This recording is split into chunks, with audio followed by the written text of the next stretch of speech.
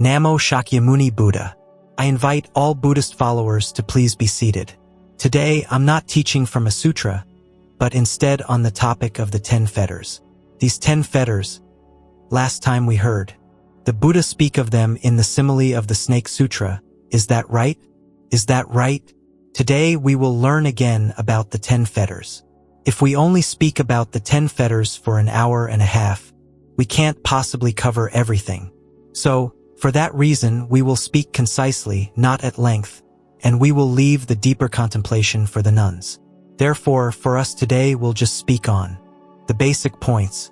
So we can see it like this. Many people raise the issue that in Buddhism, practice is divided into 4 levels of meditation and also into 4 holy fruits. So what is the relationship between these levels of meditation and the 4 levels, the 4 holy fruits? Does it mean that if you attain the first jhana, you've attained the first fruit? Does the second jhana also mean the second fruit? Here, the answer is no. It's because meditation is defined and affirmed according to one standard, while the holy fruits are determined and evaluated according to a completely different standard. Usually, we see very clearly in the sutras that meditation is evaluated based on the states of purity of the mind. This means that whatever level the mind is concentrated at, that is the level of jhana it's evaluated as. At the first level of jhana, what is the state we experience? It's the state of having abandoned all unwholesome thoughts, having abandoned all sensual desire, with just a few subtle mental states remaining. And then, joy and happiness appear with great strength. That is the first jhana.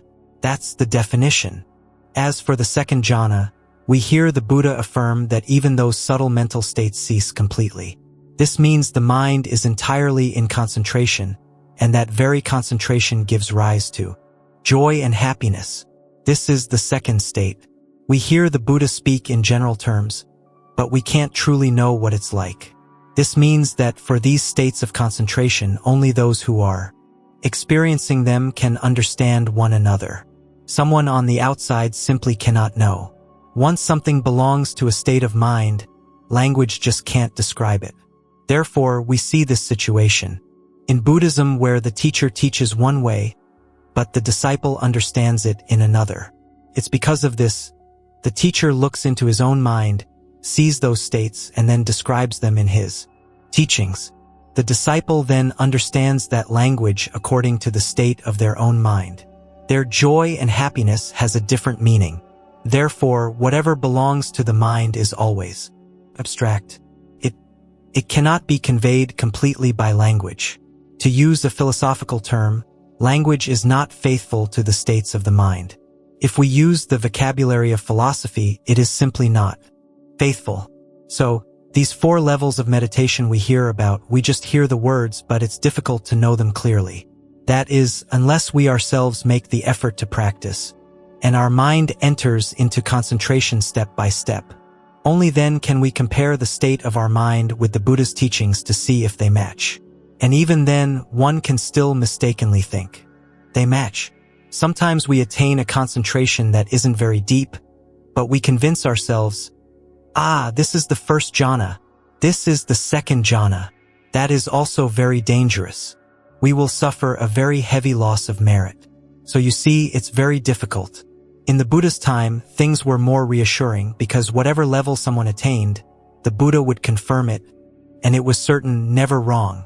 But from the time after the Buddha, the levels of mental attainment have often been misidentified. That is, there were monastics who attained the second jhana but believed they had reached a state of enlightenment equal to the Buddha's. There have been many such cases. It causes misunderstanding and causes Buddhism to become shallower and shallower. Shallower and shallower.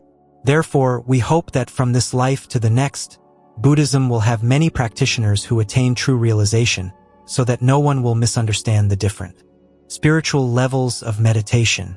Whatever level a person attains, it is truly so without any misunderstanding. And many people are like that too. Sometimes they have only achieved a state of mindfulness and clear comprehension, not even the first jhana, but they think they are equal to the Buddhas and the patriarchs. This is very dangerous as it causes Buddhism to become shallower and shallower. Now, as for the holy fruits, on what level are they evaluated? Who remembers? The first fruit, the second fruit. The first fruit is Sotapanna. The second fruit is Sakadagami. The third fruit is Anagami. The fourth fruit is Arahant. On what level are they evaluated? On the level of destroying the fetters, remember? You must grasp these things firmly. These are important matters. Because we are studying the Nikayas, we must grasp these concepts with great precision as a core foundation. You cannot be wrong, cannot forget. From now until the end of your life, standards like these you cannot be wrong, cannot forget. And later, for example, if you ladies take advanced exams, these things will be tested very strictly. Not only must you write it in Vietnamese, but you must also write it in Pali just to intimidate them. Even if we don't know what the words mean, we just write them anyway. So, the 4 holy fruits are evaluated on the level of destroying the fetters. Whichever fetter is destroyed, that corresponding fruit will be attained. Thus, the act of eradicating the fetters, if we use today's terms, simply means the advancement of morality. That is today's language. For example, with meditation, it is evaluated according to the level of purity of the mind. That is how we speak in today's language. But if we use the language of the past, it's according to the states of Vitakka, Vikara, Piti, and Sukha, which is hard for us to understand. So, to put it concisely, it is according to the level of mental purity that one attains. A certain level of meditation. The holy fruits, however, are evaluated according to the level of advancement in morality. It's quite remarkable, isn't it? 2 different things, 2 completely different paths. Destroying the fetters, we use that term, and sometimes it's hard to understand now. So we say it is the advancement of morality that leads to attaining the holy fruits. Therefore, a holy person, it's easy to say, but they must be a person whose morality is overflowing. That is the fundamental foundation, without exception.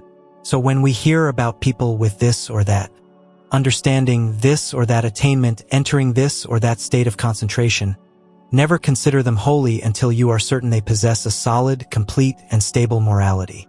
This is because the holy state is evaluated based on the progress of morality, not on the level of meditation. They are 2 completely different paths. Okay? Completely different. Sometimes we find it a bit strange. We ask, why is it that when meditation grows, morality doesn't? But the more we understand, the more we see how truly great the Buddha is. I also used to wonder about this. Then, through both practicing and studying the scriptures, I came to see that the Buddha truly says nothing wrong. The Buddha speaks with such precision. It is only we who fail to understand it all. Back then, based on personal experience and observation, I used to tell people that in the initial stages, and by initial, I mean almost the entire long road, meditation and morality do not meet. Meditation and morality are not yet one. I said that, but I didn't fully understand why myself. It was because I observed people who had truly attained deep states of meditation, who were very skilled, who clearly possessed the wisdom that meditation brings. They could speak spontaneous Dharma words, could have intuition, could know past and future events. Those results are called wisdom, and that wisdom is clearly brought about by meditation. But in their lives, I still saw that these people had no morality. I was astonished and said, how can this be? How can one have such meditation and wisdom but have no morality? I didn't understand. But as for myself, due to my own personal affinities, I just focused on cultivating morality. Although I followed the monastery's path of practice, I had to sit in meditation, study books and Dharma talks and so on. I had to walk that path. Personally, I always paid close attention to morality. The small faults in my mind, the big faults, this and that, I studied them on my own. And through that observation, I realized I didn't understand why meditation and morality didn't meet, why they were not one. It wasn't the case that as soon as a person crossed their legs to meditate, they would have morality. I just couldn't understand why. That question remained until much later when I researched deeply into the Nikayas, and also because many people asked me about it. It was then I saw that in the past, the Buddha had also evaluated and established things in this way. The proof is that he established the 4 jhanas and the 4 fruits as being distinct from one another.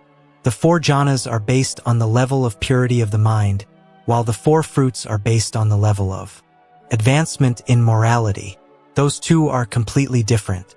So the other day, when we studied the Nikayas, we studied the subject of moral psychology. That subject is the very cause for attaining the holy fruits.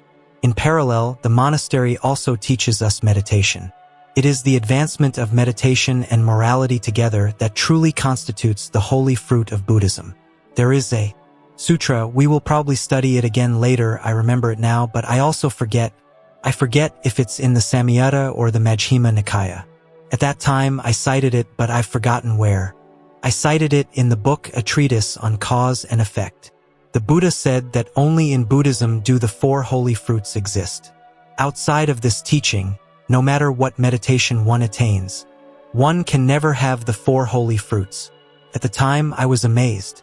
But because I had faith in the Buddha, I believe the Buddha does not speak falsely, so I just accepted it without being able to explain why. Only later did I come to understand the reason. It is because in Buddhism there are the levels of meditation, but alongside that, the Buddha specified the standard of destroying the fetters, which is the standard of morality. It is precisely morality, practiced in parallel with meditation, that allows a person to attain the holy fruit.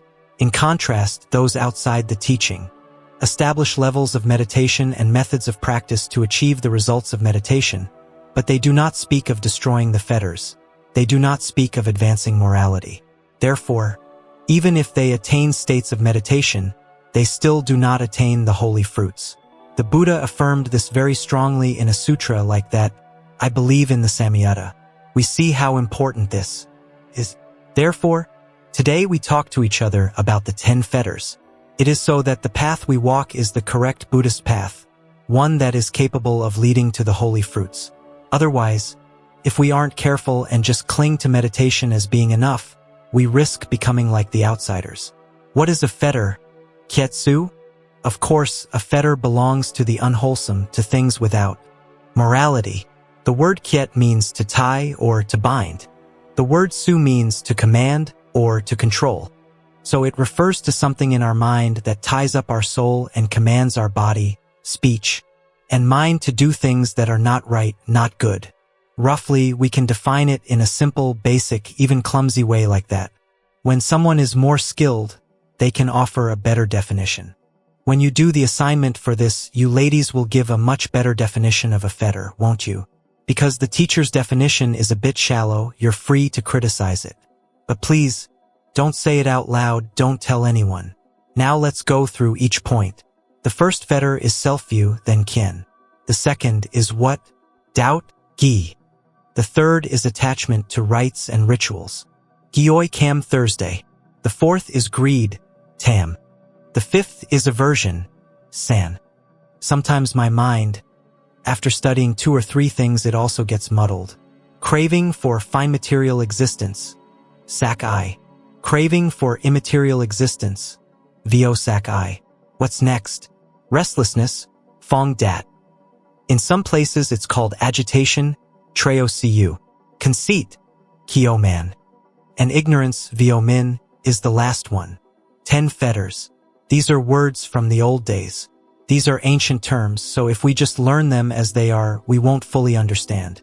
We have to translate them into today's language to make it easier to grasp. So allow me, I'll translate them right now. This self-view, then kyen.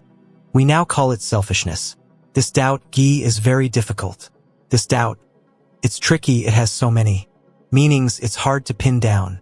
It means not having enough faith, not having a firm stance. It describes a person who is always skeptical, always hesitant, a suspicious person, a person without a firm stance, without conviction, without a stable position. It's roughly like that, but that still doesn't capture the full meaning. My translation here isn't quite complete, but we'll leave it for now. As for attachment to rites and rituals, Gyoi kam Thursday, we now call it clinging or stubbornness. This greed, tam. This greed has 2 meanings. In the old days, they used the simple word greed, but it covers 2 things. One is greed for material possessions, and the second is sensual desire. Here, it seems to be aimed more at sensual desire. So for greed tam, we should add the word sensual to it. As for this aversion san, it is anger. It has many shades of meaning, like being annoyed, uncomfortable, hot-tempered, hateful, indignant, cruel, barbaric, malicious, and so on. Craving for fine material existence, sakai, is attachment to the merit found in the celestial realms. Craving for immaterial existence, vo sakai, is attachment to the merit of concentration, to the state of concentration itself. Restlessness, fong dat, is laziness. Conceit, kyoman, is conceit. Ignorance, vo min, is ignorance. Any questions? That's the list. So let's talk about self-view first. Self-view, meaning selfishness. From this selfishness, just how many other afflictions and unwholesome states arise? Can anyone list them for me? Can anyone? Because when we look into our own minds, just as when we observe others, we see that from this selfish mind, so many unwholesome things arise. What are the consequences that follow? Who can answer? Every time I ask, everyone goes silent. How strange. Who will compassionately answer? The one with glasses, you must be a good student. Namo Buddhaya, Venerable Sir, from selfishness arises greed. You must observe your own mind. We've been through those 30 lessons on moral psychology. You have to grasp these things with certainty, without any doubt on your path of practice. These things must be grasped firmly. The one with glasses, okay. No glasses then. Venerable Sir, from selfishness arises the state where we don't want to help anyone. We only care for ourselves. That sounds so sad. We learned this before. From selfishness will arise things like malicious greed, competitiveness, envy, and jealousy. We've talked about all those, haven't we? The lesson on greed, have we had that yet? Sometimes, even in 30 lessons on ethics, we might not have covered greed. Craving is one thing, but greed for material things is another. Wanting more and more for oneself is different. You see, even 30 lessons on ethics isn't enough. It's not nearly enough. Later, you ladies must try to teach another 30 lessons, all right? Try to become teachers and teach another 30 lessons. So, from selfishness, we develop a competitive mind. We only want ourselves to be better. We don't want anyone else to be better. When we see someone else praised as being skilled, we feel uncomfortable because we only want ourselves to be the best. That is the very cause that creates division, hatred, and conflict with one another. It all comes from selfishness. So this selfishness is extremely fundamental. First comes the clinging to a self. Clinging to a self gives rise to selfishness. And from that selfishness, countless other afflictions and wrongdoings arise. If we can aim right at that selfishness and bring it under control, a great many unwholesome mental states will simply fall away. Like one time, someone asked me, "Teacher, I see that the monks still discriminate between disciples of their own temple and those of another. For example, if they see a disciple from this temple go over to that temple, the monks get upset. I don't know if that's true or not, because I usually think that venerable monks wouldn't have such an issue." A Buddhist follower then asked me, "Teacher, for example, if one of your followers were to leave you for another teacher, what would you think?" I answered, "Following any teacher is still following the Buddha's path. Why would I be sad? It's a good thing. The only thing to fear is if they leave the teacher to follow the neighbor next door. That would be strange.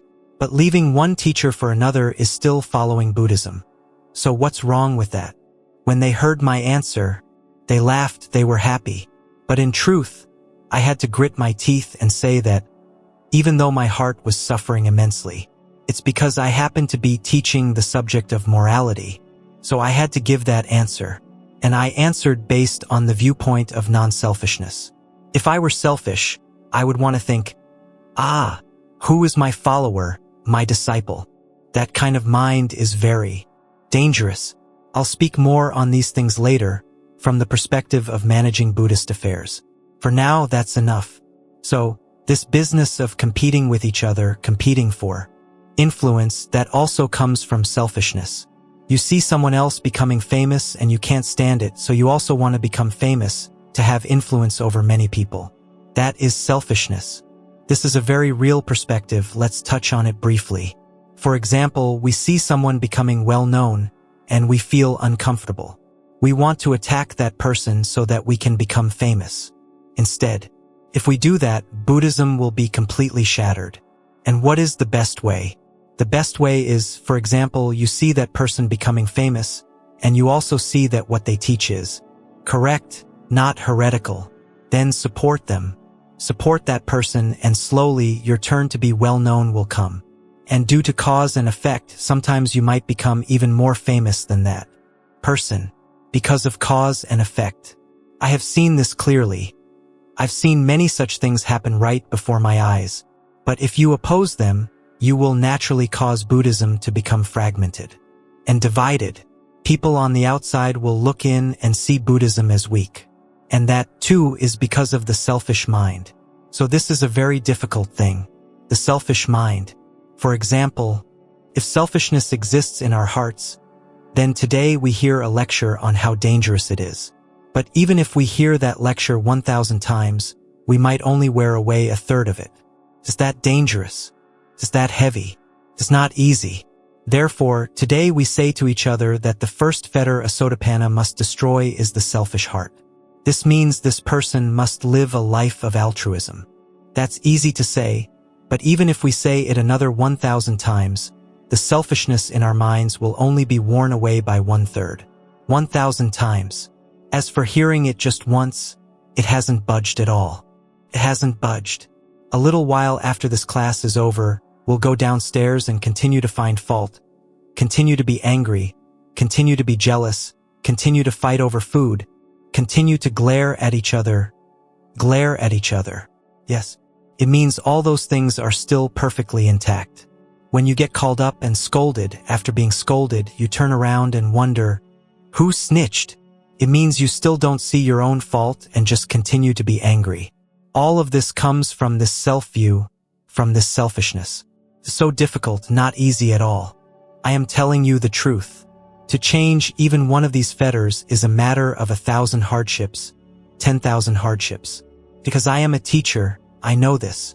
I teach my disciples, and it is a great struggle, I know. There are some fetters, some afflictions, that feel impossible to break. Sometimes I even fail.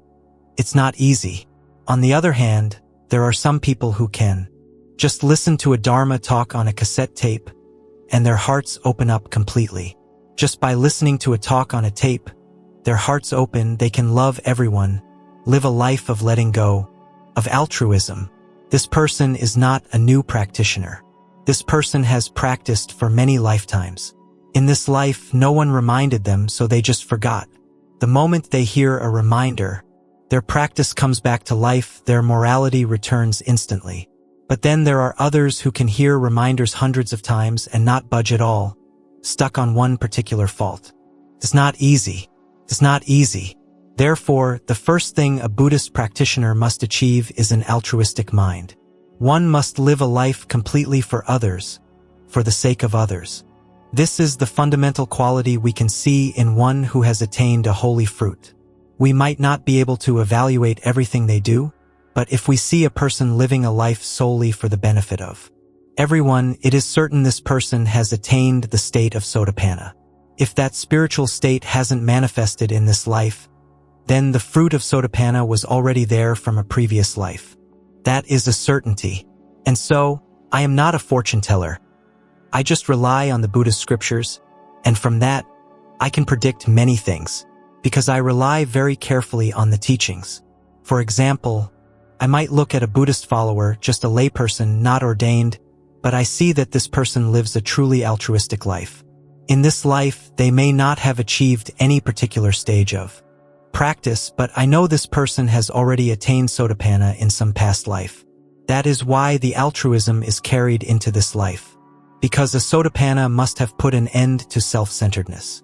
Therefore, when we understand that we must live a life that is extremely altruistic in three things, in our practice, in our studies, and in our service, doing beneficial work for sentient beings. Creating merit must also be altruistic. This means when we sit to practice, to meditate, we must think, I am sitting for the sake of all sentient beings, not, I am sitting for my own sake. When we sit and learn like this, we must not think, I am learning for myself, to gain knowledge, to get a degree. You must not. You must think, I am learning for the sake of all sentient beings.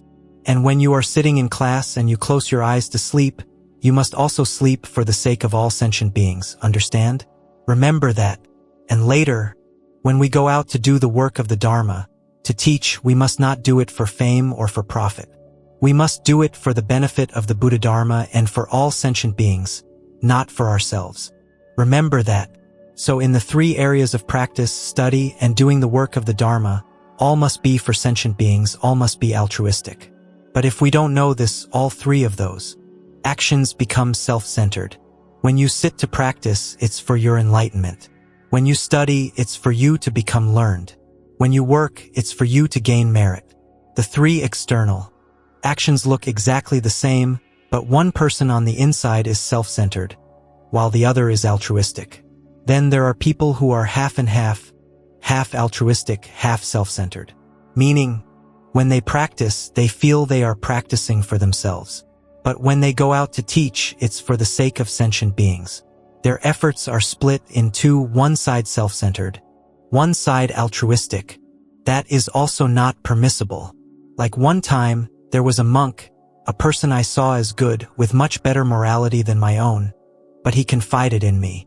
He said he was being humble, referring to himself as your child. He said, Teacher, I am very passionate about practicing, so I often enter retreats, but then I see how pitiful the lay followers are, so I come out to teach.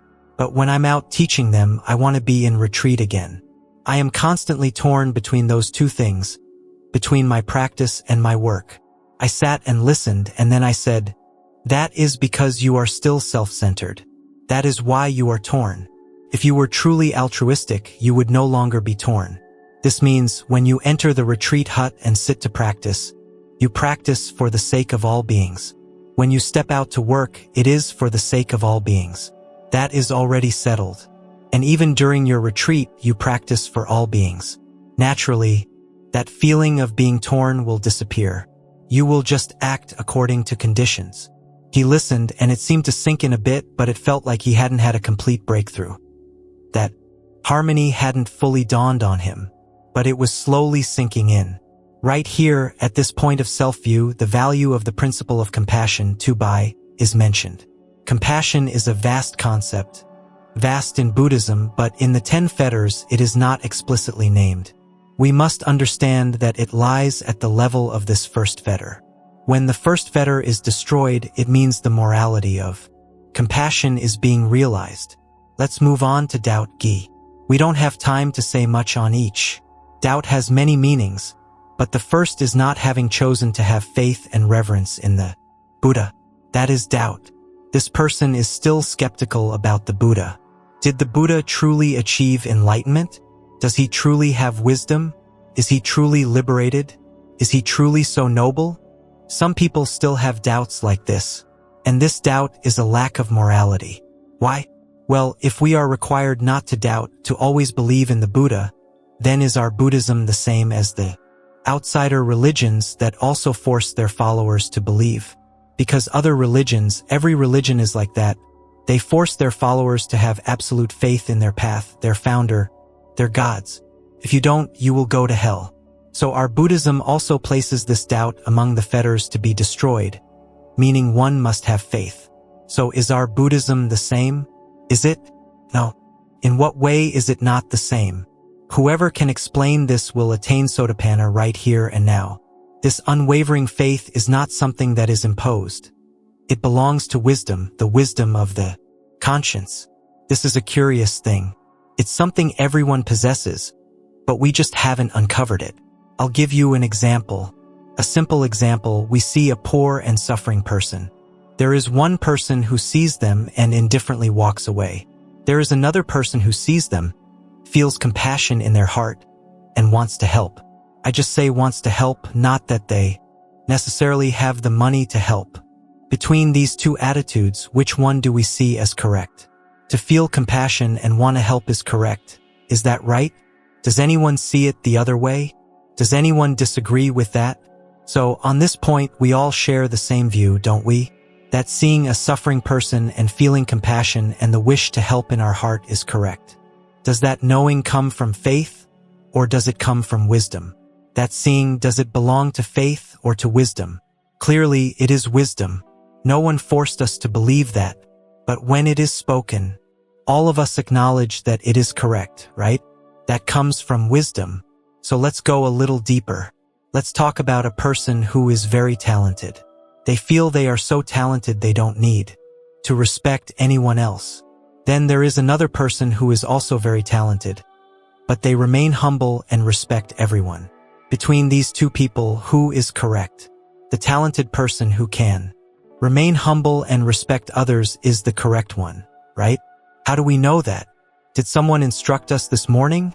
Or do we just see it for ourselves? That is wisdom, not faith.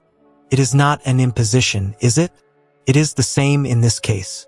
When a person cultivates their mind, they attain meditation, they attain morality, they attain something special in their heart. And suddenly they have unwavering faith in the Buddha immediately. Naturally, they become certain that the Buddha is a truly enlightened and liberated one. Although they are not yet equal to the Buddha, when their mind transforms in this way, that faith appears instantly. What is that transformation? What is that state like? We don't know. But naturally, this must appear, just as altruism appeared before. Now an unwavering faith in the Buddha appears naturally, without any doubt. This is a natural arising, not an imposition. Therefore, the doubt that is a fetter to be destroyed is not the kind of imposed belief of other religions. It arises from our own wisdom manifesting, which allows us to confirm our stance toward the Buddha Dharma. We must remember this. This is the difference between Buddhism and the outsider religions. In the future, if anyone asks you about this, ladies, please remember to answer this point very carefully. Okay? That's one aspect. Here's another. As we just said, it's the ability to quickly perceive right and wrong upon hearing a principle of the way. Meaning, upon hearing just a glimpse of what someone says, you immediately recognize the rightness or wrongness in their words. That relates to this point of doubt. You know instantly if what they are saying is right or wrong. A Sotapanna has this ability, has this wisdom, but at this stage it's still a bit passive. You have to wait for someone to speak, and then you have an immediate perception of right or wrong.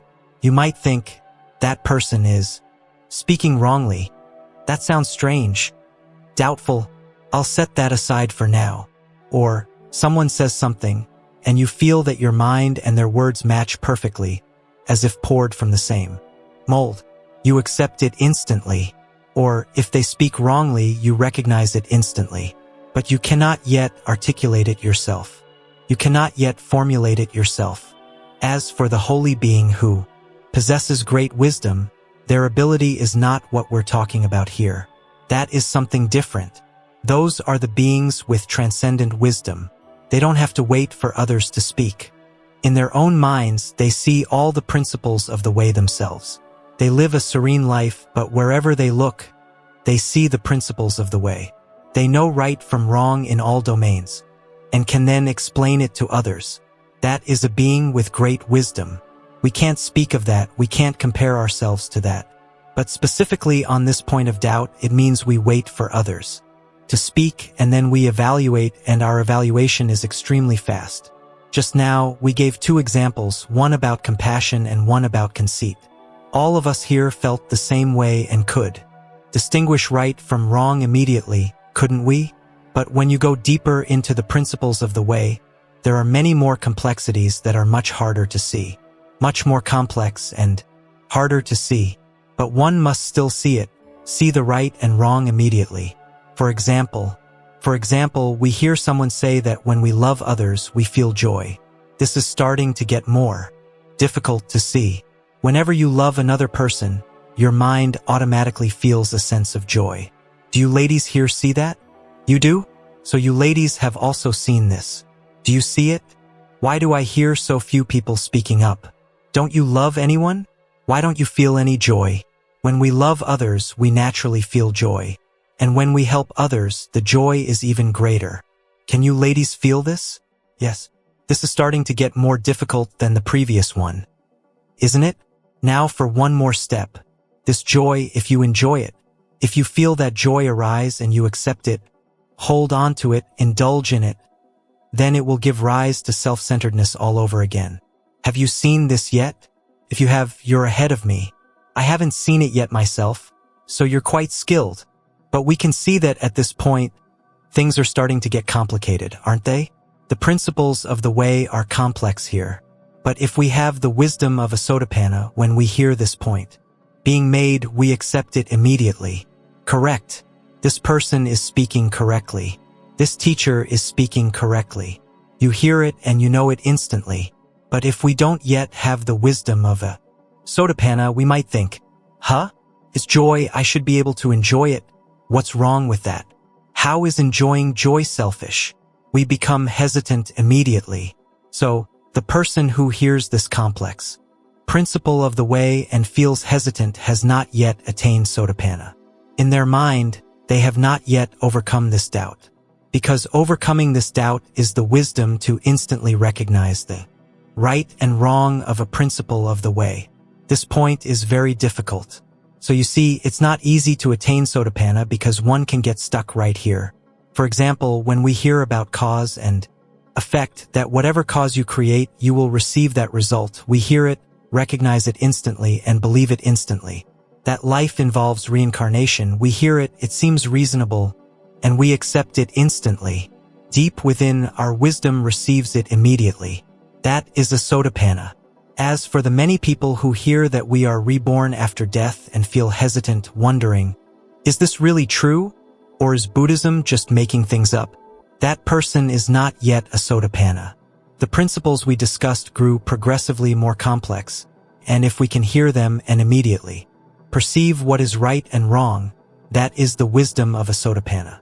Confirming it instantly, holding a firm stance instantly. This fetter of doubt is like that. Then there is another aspect. Not having a sufficient ideal for enlightenment and liberation is also a form of doubt. The person who attains Sotapanna has a powerful, burning ideal for enlightenment and liberation in their heart. Nothing can sway it, can only be obscured temporarily. For example, if such a person is reborn into a new life, they forget everything. They no longer remember being a Buddhist or anything about religion. They might have the normal faults of childhood. But the moment they encounter Buddhism again, the strength, the inner push to achieve enlightenment and liberation, is something that nothing can shake. That person is also someone who had already attained Sotapanna in a previous life.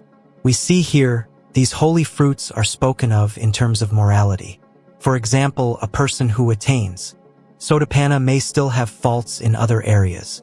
For example, they might still steal, but they are definitely not selfish. How can you say they still steal but are not selfish? Because sometimes they might steal to give to someone else. They made a mistake. They see someone in a desperate situation, and they themselves have nothing, so they take something to give to the other person.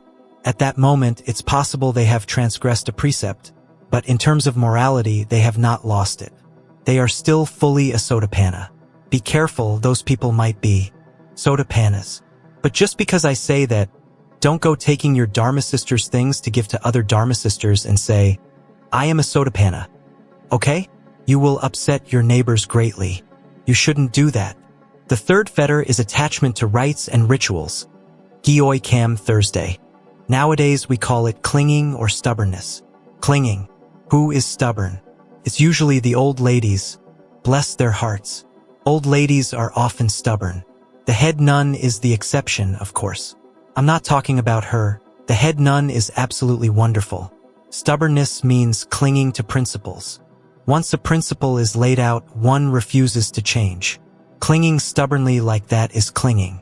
Or, when a way of doing things is old and people have moved on, one doesn't dare to change it. keeping it exactly the same. That is also clinging. Or whatever one thinks in one's own mind is correct, and no one is allowed to say otherwise. That is clinging. I have already lectured on this in 2 cassette tapes that I have given out. Have you listened to them yet? Not yet? You're good. Please try to listen to those 2 tapes, okay? In your study of morality, if you haven't listened to the 2 tapes on clinging, you haven't finished the moral psychology course. Please ask the teaching nuns to play the tapes for you. The tapes on clinging are very important. Here we don't have time to go into it. To lecture on these 10 fetters in just an hour and a half, you can never exhaust the meaning. We can see it like this. Language, principles, and forms are used to express the way, but they can never express it completely. For example, here at our Tien Phuc monastery, in terms of form, we have organized a Buddhist institute. In this institute, we have rules, a schedule, times for eating, sleeping, practicing, everything is set. We have words written on the boards as reminders, verses on morality from the scriptures. This means we have form, language, and the structure of internal rules. What is the purpose of all this? The purpose is to manifest the Buddha Dharma at this monastery. But can these things manifest it completely? No, never. They can never manifest it completely because the Buddha Dharma is always something that is higher than language. Language cannot reach it. Rules cannot reach it. Principles cannot reach it. Therefore, if one just clings to these principles, forms, and rules, be careful, one might lose the way. We hold on to them to find the way, but if we hold on too tightly, we can't take another step towards the way. We get stuck right there. That is something we must pay close attention to. So, the Sotapanna has this great quality. They look straight into the way, they don't look through the forms or the rules. Meaning, before we can reach this abstract way, there are these screens. These screens are called language, form, principles, conventions, all sorts of screens. Usually, our eyes look only as far as this. Our eyes see the language and we think, this language is the way. We see the form, this shaved head, and think, this is the way. We look here and think eating. Vegetarian is the way. We look there and think being in a monastery is the way. We only see as far as this fence, and that's it. But a Sotapanna has transcendent eyes. They look all the way here. They look right into the heart of it. Meaning, they look past the fence and see straight into the essence of the way, without being trapped by the fence. That is why they are not stubborn. It's like that story we often tell from the Zen tradition. 2 monks are walking together down a muddy road. A young woman in a beautiful kimono is standing there, afraid to step in the mud and ruin her clothes. One monk goes over, picks her up, carries her across the puddle, and sets her down on the other side. Just sets her down and continues walking. His friends start scolding him relentlessly. Good heavens! The bhikkhu precepts forbid us from touching a woman like that. He goes on, and after a while, the first monk gets annoyed. He turns and says, look, I set that woman down back there by the puddle. Why are you still carrying her? You see, the first monk looked straight to the essence of the way, which is the pure, undefiled mind. It doesn't lie in the external forms of the precepts. Be careful, the precepts can still be the fence, obscuring the essence. At that moment, if he had just kept the precept, he would have left her stuck on that muddy road in the drizzling rain. And if some robbers had come along, that would have been truly dangerous. That would have been evil. Keeping the precept, but being evil. So here, out of compassion, he went straight to the heart of the matter. That is one example. Of course, there are many others. The point is, we maintain this fence to express the way, but we must never forget that the way is the root, the essence that lies behind these things. We must have enough wisdom to see the essence of the way behind this fence of language, principles, forms, and regulations. And what is it like to see the way? For that, one must attain Sotapanna to have the wisdom to see the essence of the way so clearly. Does that make sense? This part is a bit difficult to understand, but just try to get a vague sense of it for now. Then go back and reflect on it more for your assignment. The fourth is greed, tam. This greed is sensual desire. The word tam can mean greed for money and things, but here it more strongly implies sensual desire. Because in truth, once there is no more self-view, no more selfishness, the greed for money and possessions for oneself is already gone. Therefore, the greed at this fourth fetter implies sensual desire, the sexual instinct present in every person. At this point, one must reach the attainment of the second fruit, Sakadagami, for these next two fetters to be partially lessened. But they are not completely gone. Okay? Just partially lessened. What does that mean? It means that a person who attains the first holy fruit of Sotapanna can still live a normal married life, can still have normal sexual activity. This is because this fetter still remains. Therefore, in the Buddha's time, many lay people attained the holy fruit of Sotapanna but continued to have husbands and children. Take the female lay disciple Visakha. When she grew up, she met the Buddha and attained Sotapanna instantly. But after that, she still got married and gave birth to many children. So it is like that. And even upon attaining Sakadagami, the second fruit, these next two fetters, greed and aversion, are still not completely gone. They still remain. Only upon attaining the third fruit, Anagami, are these two completely eradicated.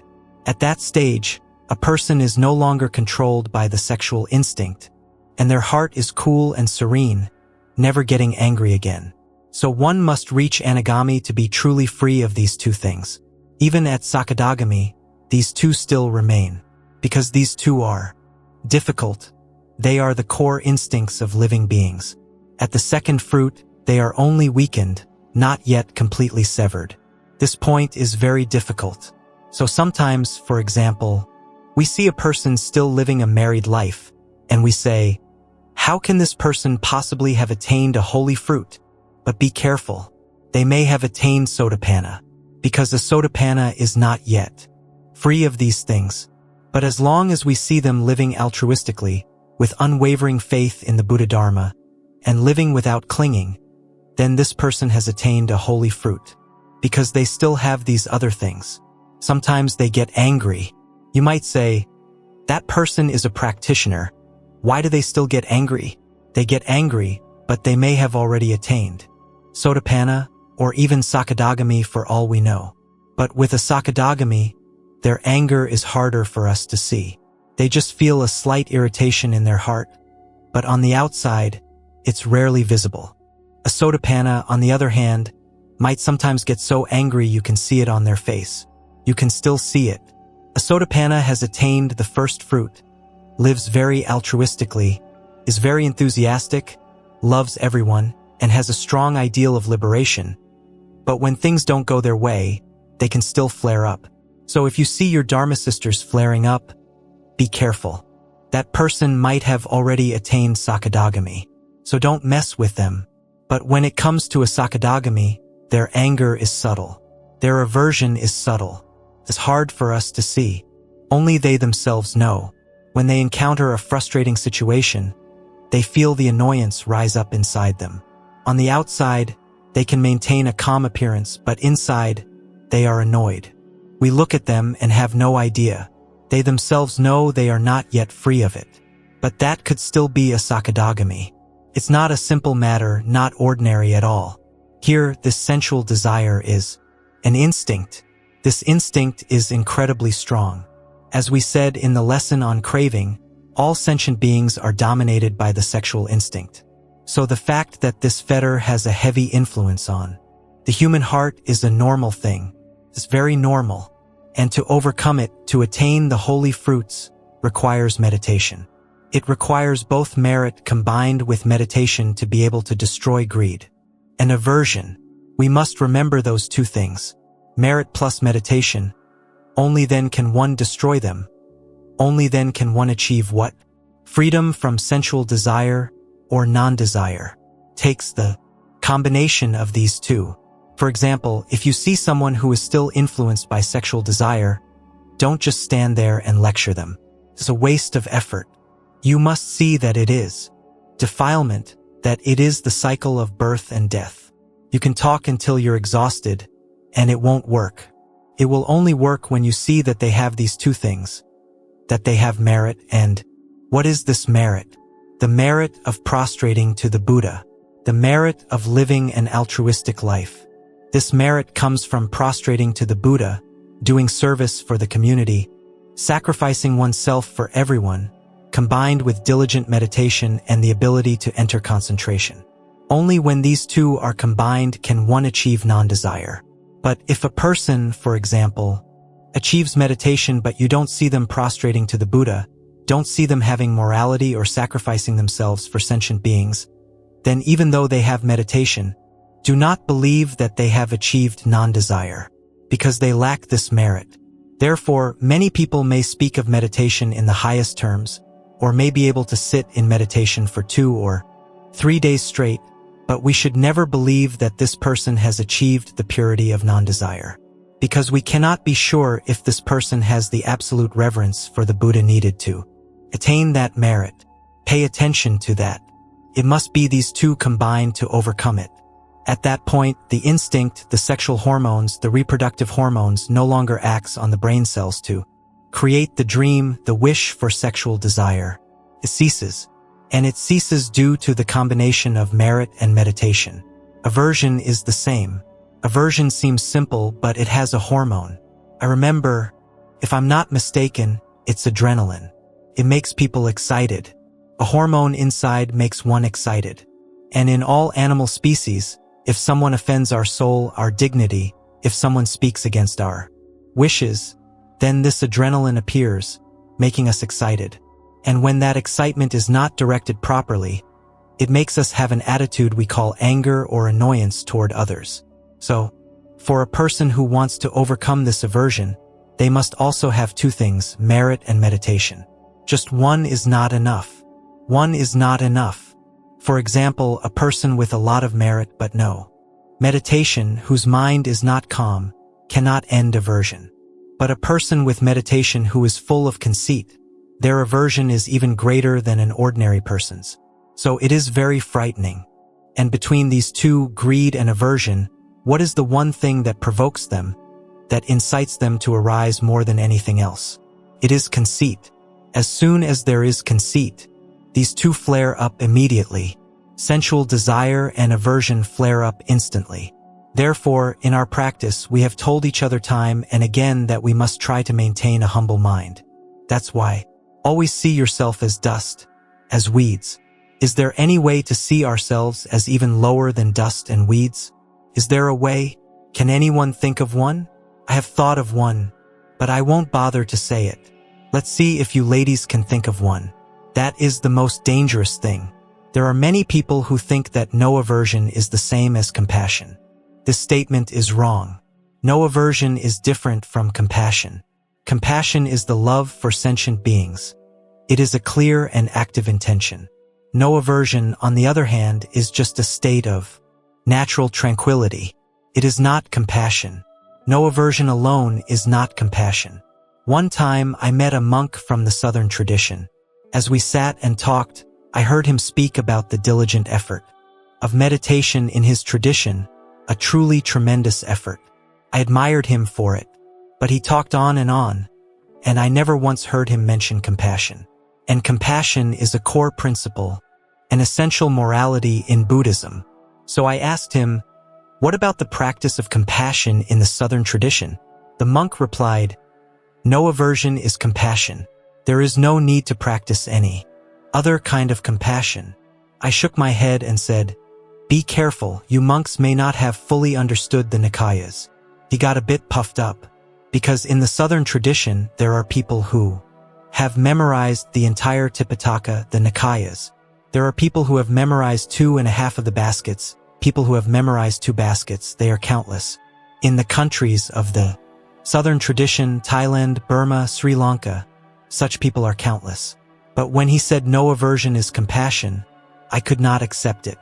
So I said, I don't know if you monks will be offended, but be careful, you may not have understood everything. He seemed a bit sad. Therefore, no aversion only helps compassion to arise more easily. It is not yet compassion itself. So we can see a person who lives very calmly, very serenely, but who can still be a person with no compassion at all. They don't love anyone. They aren't bothered by anything. They just maintain their own serene mind. So no aversion can still be accompanied by selfishness. It's a temporary calmness, not compassion. Therefore, we must practice compassion resolutely. Sometimes we might still have aversion, but we can also still have compassion. The compassionate mind is a mind that must be cultivated with great strength. Then there are cases where a teacher must be strict in teaching and disciplining a disciple. That strictness, we cannot call it aversion, san. We can only call it sternness, niyam. Sternness and aversion are different.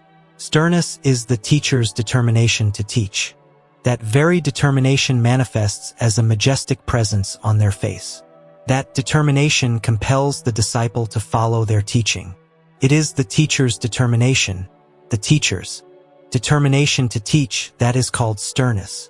Aversion, on the other hand, is when the teacher is just plain annoyed and gets angry.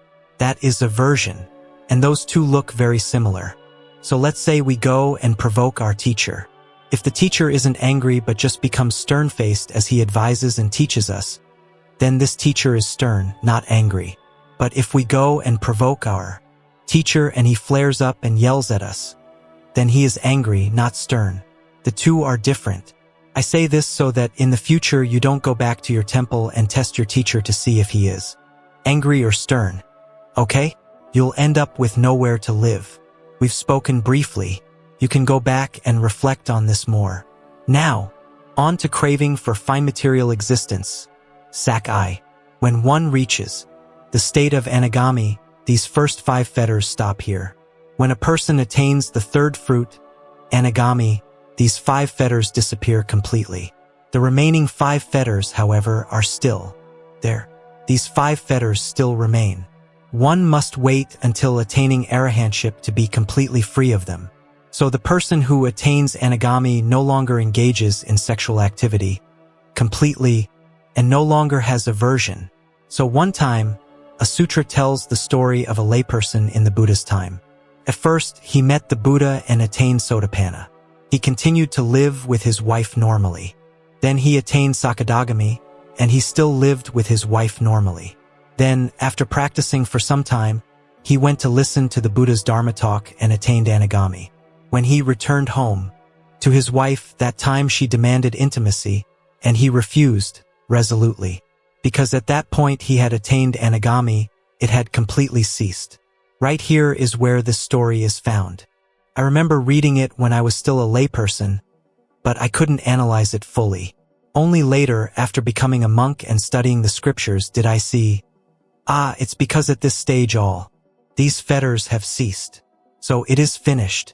But there are still these 5 fetters to be eradicated. These 5 fetters are subtle. For example, craving for fine material existence, sakai.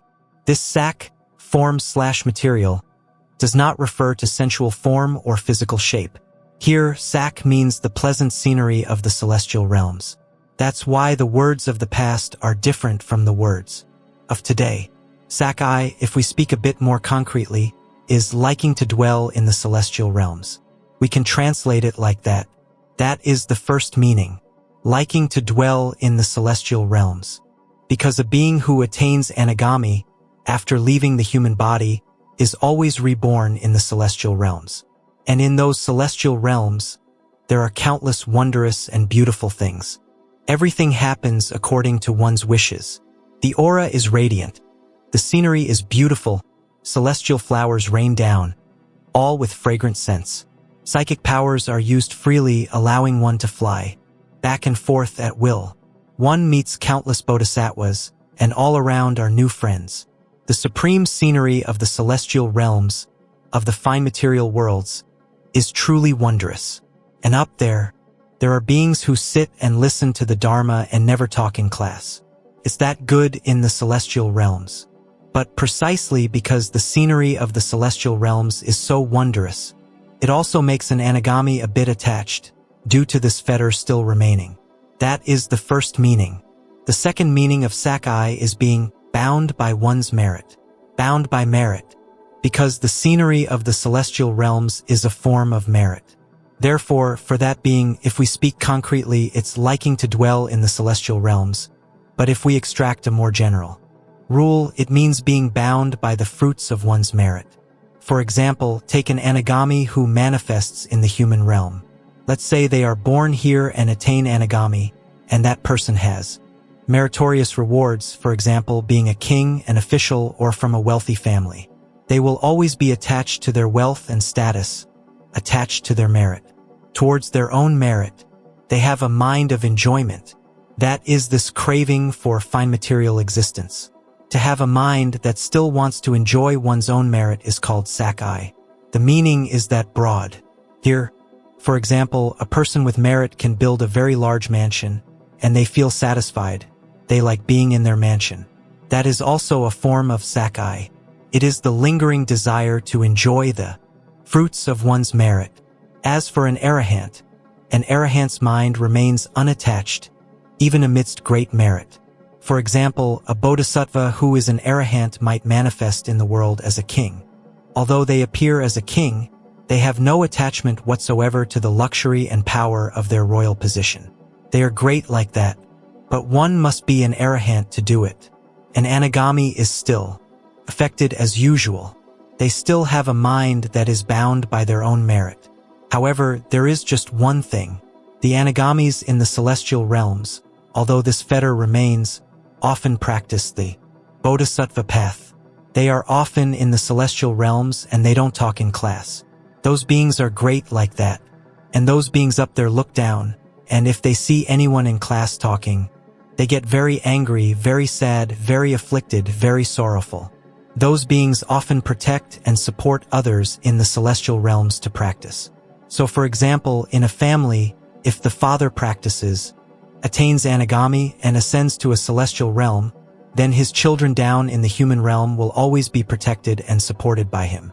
Not protected to become rich, but protected so they can practice. He might cause his child to meet a certain teacher, knowing that teacher is good, and bring them together. Then, seeing his child doesn't know much about the Buddha Dharma, he might try to bring them here to Tien Phuc to meet the head nun and practice. He might let them live with the community so the community can grind them down to help exhaust their karma. To let them be challenged by the community to help wear away their karma. Or, for example, a disciple in a previous life practiced with a skilled teacher. The teacher attained anagami and ascended to a celestial realm. The disciple remained in the human realm. You'd think they were alone, but they are still protected by their teacher. The teacher protects them, and he sees the disciple is still practicing, so he protects them and helps them become a Dharma teacher to go and teach at Tien Phuc Monastery to practice patience with the student nuns. Because he knows the student nuns here are stubborn, so he sends his disciple there to teach, to train their patience, to see if they can endure it or not. He protects his disciple like that. They usually practice the bodhisattva path. Those beings, they are not idle. As for craving for immaterial existence, vyosakai, its meaning is like this. The concrete meaning is that there are some anagamis who like to abide in the formless concentrations or the formless celestial realms. The realm could be the base of nothingness or the base of neither perception nor non-perception. They abide in there. They abide in there until it is perfected, and then they attain nibbana, entering nibbana directly. But before entering nibbana, they abide in the formless concentrations and take pleasure and delight in them. So here, the meaning is liking to dwell, liking to abide in concentration. That is the meaning of vyosakai. Sakai is liking to enjoy the fruits of one's merit. Vosakai is liking to abide in meditation. One doesn't have to wait to go to the celestial realms. Even here in the human realm we are affected. For example, someone whose mind has attained concentration just likes to sit in meditation all the time. In that sitting in meditation all the time, we can see it as diligence, and it is a good thing, a good example for others. But hidden within that is still this fetter of vyosakai. The liking to abide in meditation is still there. But for the time being, don't give it up, don't leave meditation. One must keep sitting until it's finished. Don't say, anyone who sits all the time is affected by vyosakai. so I won't bother sitting anymore. If you don't bother sitting anymore, then slowly you will lose everything, your practice will regress completely. So even when you know you are attached to meditation, that you have vyosak-I, you must still continue to sit. Don't give it up, don't leave it, okay? You must still be diligent and continue to sit. Because if you fear vyosak-I and abandon meditation, stop practicing diligently, that is even more extremely dangerous. Vyosak-I is liking to abide in meditation. For the person who likes to abide in meditation, we are often affected by two things. The first is that we easily fall into a passive, negative mindset. For example, when we know the Buddha Dharma, we don't have much of a desire to save sentient beings or to work for the benefit of the Dharma. We just like to abide in meditation. When we see others working for the Dharma, our mind doesn't approve. When we see others giving lectures, organizing schools and monasteries for monks and nuns, when we see others prostrating to the Buddha and repenting, our mind doesn't approve. We just like to sit and practice all the time. That person is also said to be affected by vyosak-I. In vyosak-I, one falls into a state of being negative and passive. Although this being may have psychic powers, having attained concentration and tremendous abilities, they are still affected by vyosak-I. So the first effect of vyosak-I is that it makes a person have a negative, passive attitude toward the work of saving sentient beings. The second is that the time spent abiding in this state is long. So there are some beings who attain the formless concentrations, leave their human body and abide in that state. We cannot see them. Sometimes they are there for 1,000,000 years.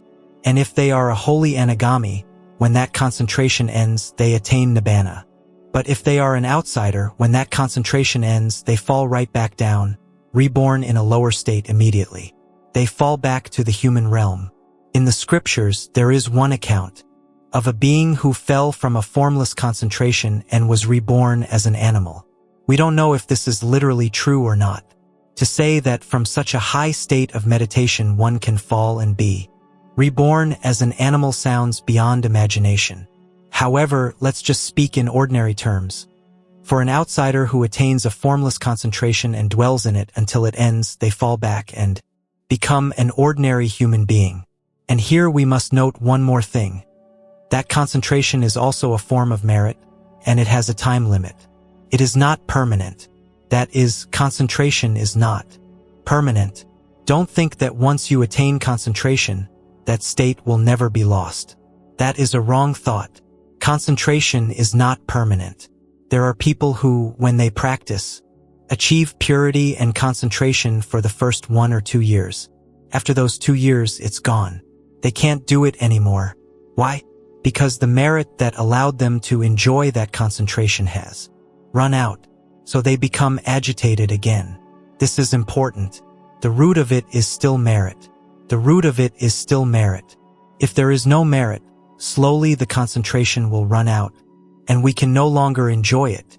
There was a teacher who advocated for his disciples to specialize only in meditation, to enter retreats and do nothing else. And within the first 3 or 4 years, many attained a very good level of concentration.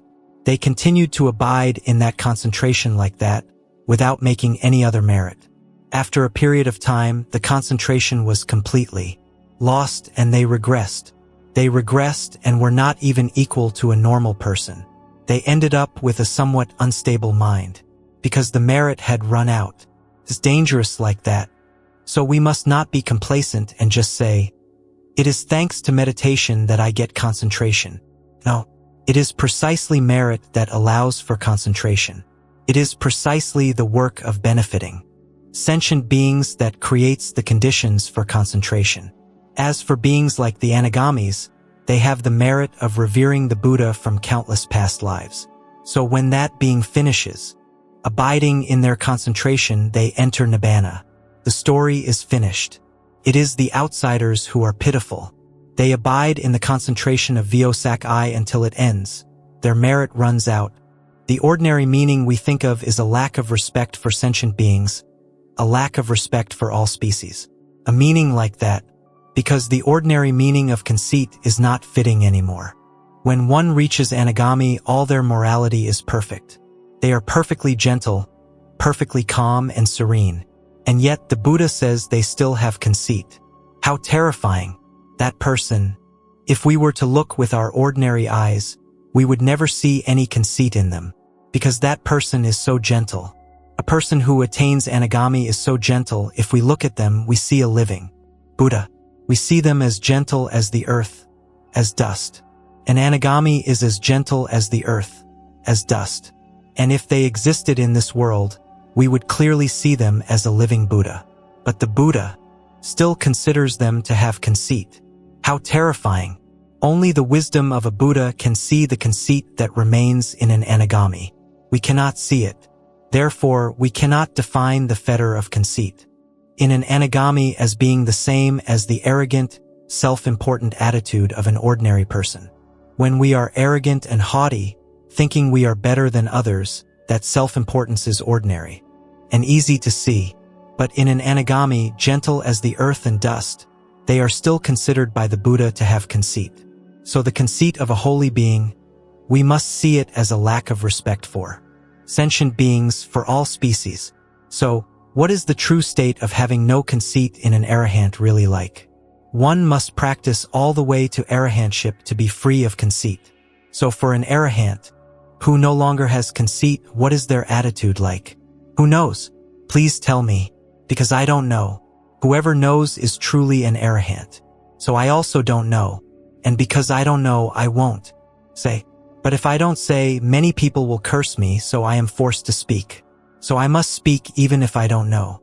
We can feel a little bit of it like this. I will just offer this example for everyone to understand a fraction of what is called the no conceit of an arahant. Imagine this. We are sitting and relaxing in the temple courtyard on a cool, breezy afternoon. Out in the fields, some children are flying kites. On the road in front of the temple, an ox cart occasionally passes by with a creaking sound. Once in a while, a skinny dog runs past the temple. Once in a while, a butterfly looks for a late flower, its wings fluttering in the twilight. Occasionally, from somewhere far away, comes the sound of chickens chasing each other in a neighbor's yard. What are we thinking at that moment faced with that scene? What are we thinking? We are thinking of nothing. We don't care. At that moment, we are either chanting the Buddha's name, right? We are diligent practitioners, or we are following our breath, or we are thinking about our upcoming lesson, or the lesson we just had. Or even worse, we are sitting there lost in wandering thoughts, letting our souls drift. We look at the melancholy sky and dream of a distant horizon, dreaming of some faraway, romantic place from an old love song that someone once promised to take us to. I think there was a song like that in the past, but probably here we aren't affected by that. But in most cases, let's just say we are. But usually it's like that. We are only concerned with chanting the Buddha's name, practicing, following our breath, or thinking about our lessons. As for the skinny dog running by, the butterfly fluttering in the late evening, the sound of chickens clucking from the neighbor's porch, we don't care. The children running and playing in the fields, flying their kites, we don't care. We are not bothered. That is the conceit that an anagami is still affected by. It means that when sentient beings come before us, we do not have love, do not have respect for them. They are overlooked. It means that in our mind, there are still many sentient beings that we overlook. That is the conceit of an anagami. As for the attitude of being self-important and haughty, we're not talking about that. That's long gone by the time one is an anagami. That has completely ended. But when there are sentient beings right before our eyes, and we don't have even a light concern for them, a slight interest, then that person is still said to be affected by the conceit of an anagami. Terrifying, isn't it? But when it comes to an arahant, that is gone. It means that even the smallest sentient being that appears before our eyes is completely enveloped in our love and respect. No one is left out. An arahant, for example, on a crowded festival day at the temple, our heart loves every single person in there. From the senior venerables, the most venerables, the head nuns, we pay attention to them, that's a given. But even a small child in the Sangha with a snotty nose who doesn't yet know how to wipe it clean, sitting in a small corner of the temple, our heart still respects them, can still love them. A bee flies by, and our heart still has love for it, without leaving it out. Seeing that bee or looking at a line of ants crawling on the ground, our heart still has love and respect for all sentient beings, for all species. That is the no conceit of an arahant. Do you understand? Hearing that, can you feel it? Maybe we haven't achieved it yet, but we must feel this first. You ladies, can you feel it yet? So you are good. So try to practice it. Try to pay attention to that. That is it. Or now, let's talk about restlessness, Fong Dat. We see that to practice all the way to anagami. Is that easy? Is it easy? You practice until you die and come back to life, right? And you're still not sure of attaining anagami. And yet, after practicing with all your determination, you attain anagami. And the Buddha still says you have restlessness, that you are still lazy. It's frightening. We can't see it at all. Only the wisdom of a Buddha can see that an anagami is still affected by restlessness. So what is the restlessness here? The restlessness remaining in an anagami is not like the laziness and sloth of us. Our laziness and sloth, when it comes to eating, we are diligent, but when it comes to studying, we are lazy. When it comes to practicing, we hide. When it comes to prostrating to the Buddha, we avoid it. When it's time to cut grass in the fields, we disappear. Our laziness is very obvious. People can see it easily. Like when we see from afar a nun carrying a bag of tamarind, we greet her from the beginning of a path and offer to carry it for her immediately. We help carry it, and a moment later when we give it back, 5 or 6 fruits are missing. We are diligent in that.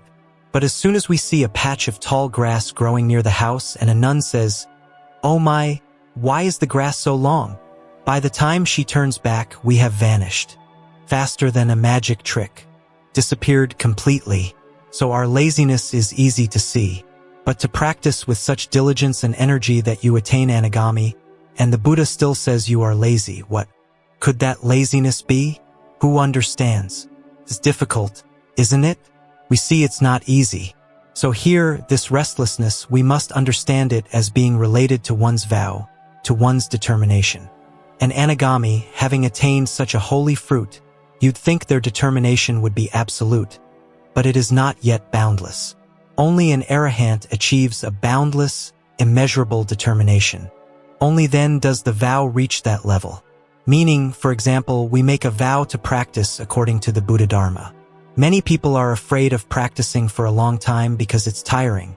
They say, "I vow to practice for this one life to become a Buddha, to achieve liberation." That person truly has great restlessness. The kind who demands to finish practicing in one life is the kind with great restlessness. Then there are people who vow to save all sentient beings. They say they will save sentient beings so that they all become Buddhas. They just say it with their mouths. They are just imitating. But their hearts can never truly feel the boundless, endless nature of sentient beings in the universe, in the Dharma realm. Time is endless, the universe is endless, the worlds are endless, sentient beings are boundless, immeasurable. They never end. We can never feel it. And to let our determination cover all of that, we only say save all sentient beings, but we cannot imagine how many sentient beings there are. Meaning, although we imitate the Mahayana scriptures and learn from the Venerable Masters, we just say simply, "I vow to practice until I attain the way and then save sentient beings." But in our hearts, we cannot imagine the immeasurability of sentient beings. Or every time we eat our meal, we do the 3 recollections and 5 contemplations, which includes, sentient beings are numberless. I vow to save them. That is what the patriarchs of old installed in our minds so that we would slowly absorb it, but we cannot imagine the endlessness of sentient beings. For example, we see that in just this one province, there are several 100,000 people. If we can save this many, we feel very glorious. But to think about this entire country of 80 million people, we don't think we can save the whole country. And we certainly never dare to think about saving all of the more than 6 billion people in this world. And we certainly never think about saving even the civets and foxes in the forest, one day helping them become Buddhas, helping them practice until they all attain the way. We can never even imagine it. So our vision, our vow, our determination is never boundless, never immeasurable. And even an anagami is still affected by this. Even though that being has attained great purity and their mind is very encompassing, within that, there is still something that limits their determination, their will, their vow. And only an arahant, when they have destroyed this entire screen of ignorance completely, then time, space, and quantity no longer affect the will of that being. Meaning, endless time in the universe, vast, immense space in the universe, boundless, immeasurable sentient beings in the universe. The minds of the enlightened ones cover it all. They are no longer bound, no longer afraid, no longer separated or limited by the concepts of time, space, and sentient beings. The determination of the enlightened ones, in that purity, that determination covers everything, no longer limited. At that point, the Buddha says restlessness is gone. As for an anagami with such lofty meditation, their feeling for the boundlessness of sentient beings is still not fully complete. Therefore, their vow to save sentient beings or their work for the Dharma is not yet truly infused with their full determination. That is what the anagami is affected by. But an arahant has overcome this. This part is very difficult. Or is it? It's also easy to understand. Doing it is indeed difficult, but understanding this point is not so hard. When we hear it explained like that, we can still feel it somewhat in our hearts, can't we? Can you? Yes. Once you have that feeling, you ladies try to preserve these things. Preserve that feeling, contemplate it further, so that it creates the cause to destroy these fetters in a future life. Maybe in this life we don't have enough conditions, enough merit to attain the way. But because today we have contemplated these things, what is the restlessness of an anagami, the conceit of an anagami? It becomes a wholesome cause so that in some future life we can destroy it. It is thanks to our exchange today. Now, the final fetter is ignorance, vo min. The other day we already talked about ignorance, right? Now who can repeat for me what is ignorance? What is ignorance? The other day we said to each other that ignorance is the final layer of delusion, the most fundamental, the most subtle. We can only say it like that. As for what it is truly like, we don't have enough wisdom to see it. We haven't even reached arahantship, so how could we see it, right? We can't even see the consciousness aggregate, so how could we see ignorance? So ignorance is extremely subtle. We cannot see it, cannot know it. And language can never describe what ignorance is. We can only say roughly that it is the deepest, most fundamental layer of delusion. That's all. Here we can rely on meditation to establish another definition, just to talk about for fun, but it doesn't really clarify anything. So what is the highest concentration? The concentration of cessation, diet tan din.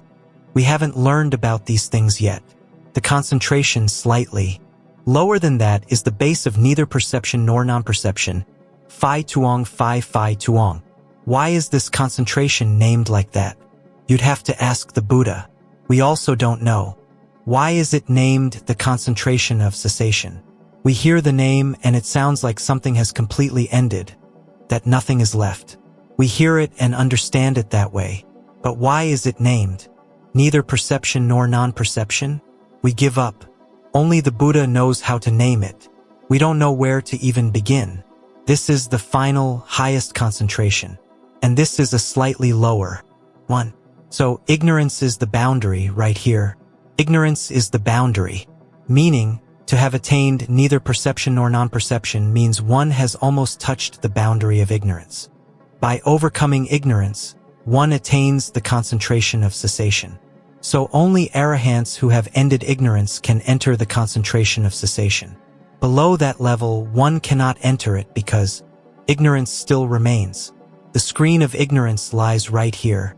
The concentration of cessation, we have talked about that in some lesson, right? Have we? Yes, we have. You don't remember. We talked about how those who enter the concentration of cessation, their bodies become indestructible, as hard as copper and iron, unable to be moved by anyone. It was in the Subduing Mara Sutra. Subduing Mara. I just remembered. So, once one has passed that point, only arahants and Buddhas know what ignorance is. Only then do they know. Before that, no one knows. It's the same with the Four Noble Truths. Why is it said that life is suffering? Only those who have attained arahantship can truly see why this is so, that all is suffering. It is by seeing this ignorance that one understands the meaning of suffering in the world. Because we haven't had the conditions to study the Four Noble Truths. I also want to teach on them, but the problem is, in the past I taught the Four Noble Truths to lay people 5 times, making 5 cassette tapes. If I were to teach it 5 times to the monks and nuns now, it would take too much time. We don't have the time to study that much, but to teach it only once would be too shallow. Just like this lesson on the 10 fetters, I've just been skimming over the surface. It's very shallow. It won't sink in deeply. We'll figure it out later. And we also remind ourselves of another thing. Ignorance is different from wrong view, takien. Right? Did we talk about this before? We did. In the recent lesson on the 12 links of dependent origination. Ignorance is different from wrong view.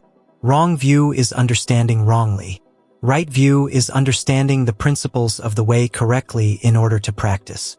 Wrong view is understanding wrongly, so the further one goes, the farther one gets from the way, and one loses a great deal of merit. It's possible for a person who has not yet ended ignorance to still have right view. Like all of us sitting here, everyone still has ignorance, but we may not have wrong view. Because we believe in cause and effect, we have been properly schooled. So ignorance is different from wrong view. Many people say the final fetter is wrong view, but that is incorrect. It is ignorance. Let's recap what we said earlier. Meditation and the levels of destroying the fetters are not directly related. It is possible for a person to attain the first jhana but not yet attain the first fruit, because the first 3 fetters have not been destroyed. This person, although their mind is pure, is still selfish, still lacks the determination for enlightenment, and is still very stubborn. Many people have concentration but are still stubborn. So this person has attained concentration but not the holy fruit. We must see this clearly, okay? In the future, if you see someone sitting in meditation for a long time, don't just assume they have all attained the holy fruits. That is a mistake. They can sit in meditation, but whether they have attained a holy fruit is not certain. Outsiders can also sit for a long time. Many people without morality can still sit for a long time, because they have only attained concentration, not the holy fruit. The two are different. We must be clear about that. But usually, if we practice according to Buddhism, maintain our morality and have reverence for the Buddha, then sometimes when we attain concentration, the fetters are destroyed automatically. They shatter on their own.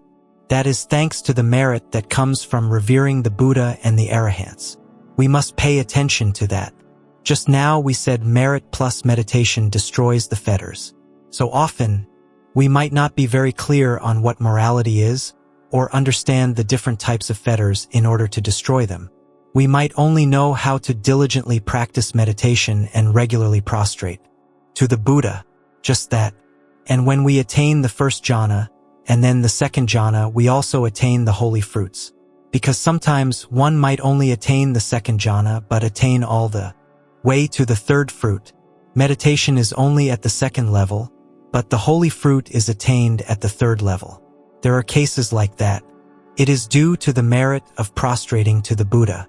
And conversely, sometimes one can attain the third jhana but has not yet attained the first fruit.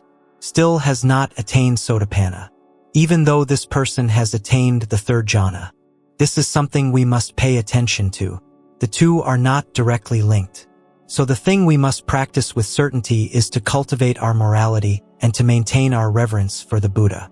With great care, one must be diligent in prostrating to the Buddha. A practitioner who is not diligent in prostrating to the Buddha is in a dangerous situation. One must be diligent in prostrating to the Buddha. Then, to whatever extent we can concentrate our mind, the holy fruit will also be attained to that same extent. It is thanks to that kind of merit. For example, we chant the Buddha's name, or we follow our breath. or we contemplate impermanence. Thanks to these practices, our mind becomes concentrated, and then the fetters are destroyed.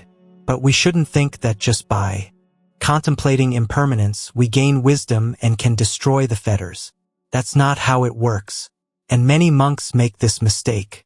They think that by using insight meditation, contemplating the body as impermanent, contemplating this and that, paying close attention to every detail of the meditation subject, they can attain the holy fruit. No, because that only leads to the attainment of meditation. And in that meditative state, we see clarity, peace, and bliss, and we think we have become holy, but we have not yet become holy. That is only the attainment of meditation. Although the mind is very happy, very peaceful, very wondrous, in the eyes of the Buddha, that person has not yet attained a holy fruit. Only when we have reverence, when we prostrate to the Buddha, when we have compassion and love for sentient beings, the manifestations of morality, only then will meditation be accompanied by the holy fruit. But if we do not cultivate morality, do not maintain reverence for the Buddha, do not prostrate to the Buddha, then even with meditation it is not certain there is a holy fruit. And one day, when the merit of that concentration runs out, we will regress to being a very ordinary common person. Because concentration is like money. If you have merit, you have it. If you don't have merit, it will run out. It does not exist permanently. Concentration is also impermanent. No one should think that once you have concentration, it is permanent. Concentration is also impermanent. When there is merit, it comes to us. When the merit is gone, it disappears instantly. Therefore, morality and doing things that benefit sentient beings is actually incredibly important. So in the beginning of our practice, we must establish a solid foundation of morality so that the fetters can be easily destroyed when we attain concentration. And in that foundation of morality, we must remember 3 mental dispositions very carefully, right? First is reverence for the Buddha. Second is compassion. Third is humility. Those 3 must be cultivated for our entire lives, maintained forever, even later when we attain meditation, when we become a head nun with a large following of disciples, silently in our small hut, we must still cultivate those 3 things carefully. We must still prostrate to the Buddha, still extend our loving hearts to all sentient beings, still remind ourselves that we are just dust, just weeds. Until the day you ladies are old, with many disciples, you must not abandon those 3 things. Remember that. Then you can attain the holy fruits. Therefore, we can look around and see many people who have attained concentration, who have psychic powers, but their views on practice or their views on teaching are still completely wrong. Why is that? Because that person has only attained meditation. They have not yet destroyed the fetters. That person has attained meditation and psychic powers, but their teaching views are still wrong. They are still not based on cause and effect. They are still not based on morality. They can still cause the Buddha Dharma to shatter. It's not certain. So this is where sentient beings are often mistaken. They see or hear of a teacher who has high practice, who has attained enlightenment, attained concentration, has psychic powers, and they just flock to them. They don't realize that it is only the attainment of concentration, not yet the attainment of a holy fruit. There are 2 types of wisdom. One type of wisdom arises from concentration. This type of wisdom allows one to know the past and future, to know past and future lives, to know the thoughts of others. That is the type of wisdom that arises from concentration. The other type of wisdom arises from destroying the fetters. That is the type of wisdom that sees the principles of the way. It sees cause and effect, and reincarnation. It sees the subtleties in practice, the transformations of the mind. It sees the methods one must practice. One must be able to observe all things.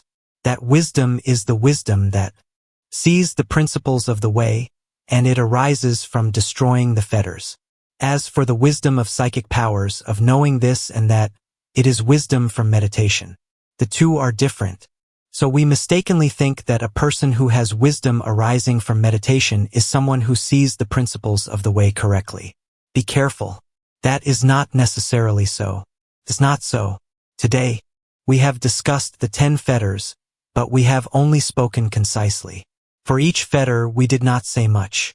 So this time, when you ladies write your assignment, don't make it too long. But please try to think more deeply about these 10 fetters. The things I have said just now were spoken concisely. So when you write, please try to write with more depth to understand these things more carefully so that it becomes the cause for attaining the way in your future lives. All right, I received a letter. There was no sender's name, no greeting, no questions, nothing. But it seemed to be from a student nun here at Tien Phuc. In it, she scolded me for 3 things. The first was, "Teacher, your lecture is bad. I don't understand anything." The second thing was, "Are you very rich? Are you trying to curry favor with the Tien Phuc monastery?" And the third thing was, "If you can't grade the papers, don't assign them anymore. Don't let your disciple grade them." There were 3 things like that. Because I happened to be teaching the lesson on patience, I had to grit my teeth and be patient. However, I think that everywhere you go, there will be stubborn, mischievous people who like to cause division. It's just like that. For instance, there are a few people who like to visit me at my temple.